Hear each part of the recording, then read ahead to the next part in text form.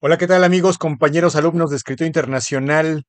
Les voy a explicar en este momento de forma muy rápida qué tiene que ver la reforma protestante de Martín Lutero con la paz de Westfalia, que pues tienen como 150 años de diferencia y tienen mucho que ver, ¿no? Entonces, lo tenemos en el curso y entonces vamos a hacer el recorrido aquí en la línea de tiempo muy rápido. Vamos a ver, 517, la Reforma Protestante. Acuérdense que el Sacro Imperio Romano Germánico en ese momento, aquí está el escudo del Sacro Imperio Romano Germánico, que en el futuro se va a llamar Alemania. Acá lo vamos a tener en la línea de tiempo. Había un señor que era Carlos V, que era el emperador de este imperio, ¿no? Era un imperio que estaba, vamos a ver el mapa, era mucho más. Esta es la extensión máxima que tuvo en su momento, en esta época, y era católico, como decíamos, ¿no? Era católico, por lo cual tenía un proyecto heredero. También habíamos visto un proyecto católico heredero de los reyes católicos. Acuérdense que poquito tiempo antes habían los reyes católicos apenas hecho su alianza para poder enfrentar a los turcos otomanos en la Guerra de Granada. ¿Si se acuerdan? Aquí estamos regresando unos años anterior. 1482 empieza la Guerra de Granada en lo que fue España y entonces están luchando porque anteriormente se habían casado, aquí están los reyes católicos, Isabel I y Fernando II, y tenían este proyecto de unificación de las diferentes regiones que ahora conforman España, la corona aragonesa, la corona castellana, el reino de León, ¿no? El reino de Navarra, que estaba también un poco separado, el de Granada, que eran reinos que estaban separados, como dijimos. El sur estaba dominado por los musulmanes y ellos, al casarse, uno representante de los aragoneses y otro de los castellanos, pues van a unificar fuerzas para enfrentar a estos musulmanes, ¿no? Que van a enfrentar en la Guerra de Granada y que los van a lograr expulsar unos años después. De ahí viene lo de la Edad Moderna, de 1492, que dijimos que las expediciones de Cristóbal Colón habían llegado a este continente. Ahí están los barquitos, ¿no? Que representan los viajes de Colón. Y cuarto viaje de Colón, bueno, ya veíamos después cómo se van, ya este rey Carlos I, que es también Carlos I de España, nieto de los reyes católicos, y conocido como Carlos V en el reino del Sacro Imperio Romano Germánico, ¿no? Y por eso tenemos aquí también esta imagen del chocolate, porque en México el Carlos V que aparece ahí es este Carlos V al que estamos haciendo referencia, ¿no? Ahorita ya tiene una cara muy moderna, pero pues hace unos años todavía tenían la misma pintura con la que la representamos aquí, ¿no? Entonces, Carlos V de España, Carlos V, perdón, bueno, sí, de España, pero era también del Sacro Imperio Romano Germánico, va a tener el control de estos territorios que veíamos en el mapa y va a tener ese heredero, como dijimos, del proyecto católico de unificación de todo el territorio bajo la iglesia, bueno, no, sí, bajo la iglesia católica, ¿no? Entonces va a tratar pues de hacer esa unificación, pero no va a contar con que Martín Lutero, que es este señor de aquí abajo, Martín Lutero lo que va a hacer es que va a protestar en contra de los abusos de la Iglesia Católica. Resulta que a la Iglesia Católica se le ocurre cobrar, bueno, ya cobraba el diezmo, ¿no? Que es la décima parte de lo que uno trabaja, de lo que uno gana, pero además empieza a cobrar em, indulgencias, que son los perdones de Dios, ¿no? Entonces a los ricos mercaderes y bueno, a todo el mundo quien puede pagar, les empieza a vender unos documentos en donde dicen que ya son perdonados por sus pecados y que se van a ir derechito al cielo. Entonces, esto a Martín Lutero dice, oye, esto es un exceso, ¿no? Esto ya es una cosa que está fuera de cualquier cuestión católica. Entonces nos empezamos a separar de esta doctrina, ¿no? Empieza a protestar, por eso es el protestantismo. Entonces Martín Lutero clava ahí un texto que se llamó Las 95 tesis filosóficas, en donde va a criticar este, este movimiento o esto que hacía la Iglesia Católica, ¿no? No le va a parecer para nada y entonces va a comenzar a generar el movimiento de las iglesias protestantes, no nada más o sea, de la protestante, que pueden ser los luteranos o diferentes otras, ¿no?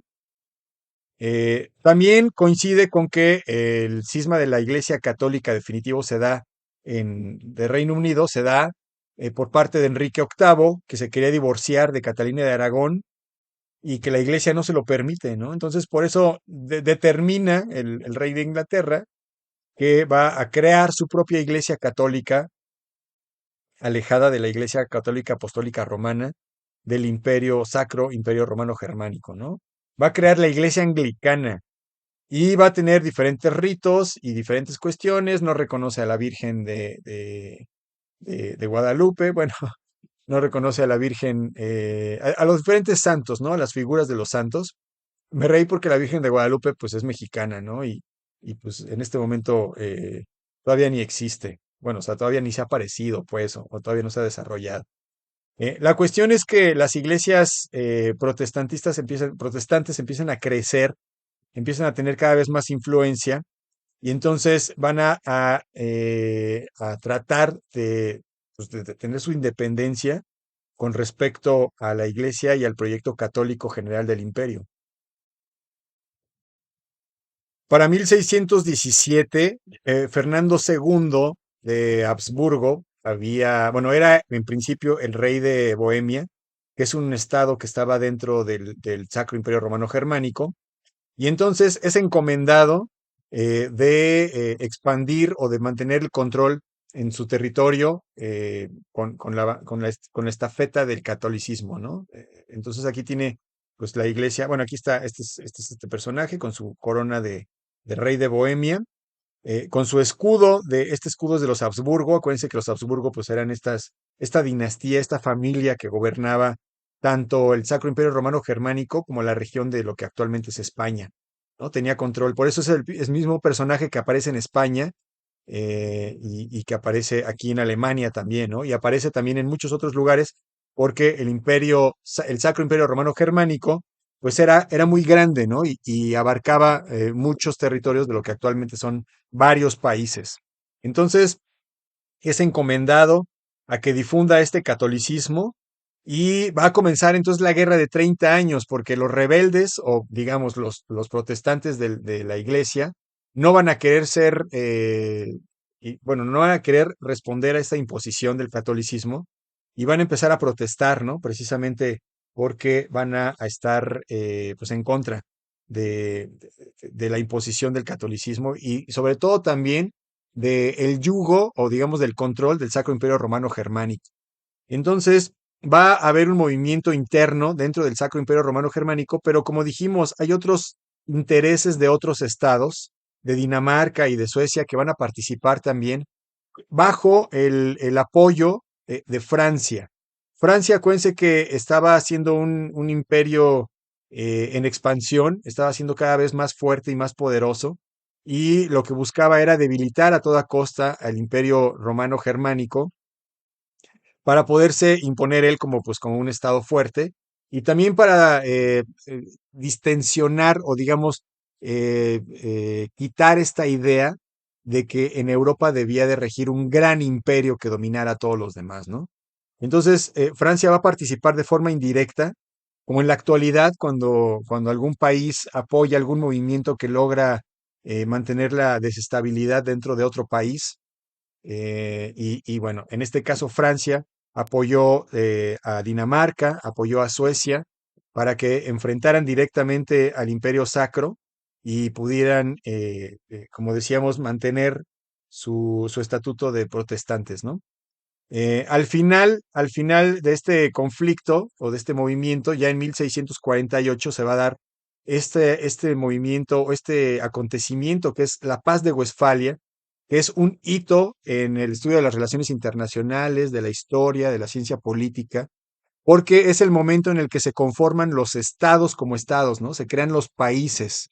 Entonces se van a reconocer un cierto sistema en el cual se va a reconocer las fronteras de los países, ¿no? Se va a respetar, digámoslo así, la propiedad privada y la autonomía que rige dentro de cada uno de los países, y se van a reconocer también las independencias de varios países de Europa, ¿no? Y este sistema es el que en la actualidad, pues reconocemos en prácticamente todo el mundo, en el cual la diplomacia juega un papel muy importante porque pues trata de dirimir conflictos antes de llegar a la guerra. Desde entonces se intenta eso, ¿no? Cosa que pues, bueno, ha sido una utopía, pero la humanidad ha tratado de buscarlo, ¿no? Entonces, el origen de todo este movimiento que concluye con la aparición del Estado Nacional es precisamente esta paz de Westfalia como consecuencia de la Guerra de los 30 años, como consecuencia de las protestas de Martín Lutero en Europa, ¿no? En esta época, en contra del catolicismo. Acá están las consecuencias del lado izquierdo, que es parte de lo del curso que estamos manejando para entender lo que pasa en el mundo. Ahí se los dejo, les recomiendo que le pongan pausa y los vayan leyendo. Consecuencias de la paz de Westfalia y al final, pues, como decíamos, el nuevo orden mundial en el cual existe un predominio de la diplomacia y la multipolaridad como realidad de utópica, digámoslo así, o bueno, ya ha sido, es una realidad, pero bueno, no tan funcional como se imaginaba, pero bueno, ¿qué es lo que sucede en el momento, en el presente, en la actualidad, ¿no? Bueno, este video muy rápido, como siempre, les agradezco mucho la atención prestada a este video. Si les gustan estos temas de historia, vamos a estar recorriendo la historia a lo largo del tiempo, aprovechando los videos cortos del curso para entender lo que pasa en el mundo. Y vamos a irnos cronológicamente para poder explicar los puntos más importantes. Entonces, si les gustan estos temas, suscríbanse al canal, denle like a las publicaciones. En YouTube también tenemos un canal para que se enteren y se informen de todos estos temas históricos. Y próximamente también vamos a subir algunas explicaciones de conflictos actuales. Bueno, les agradezco mucho. Mi nombre es Ludwig Gense y nosotros nos veremos en el futuro.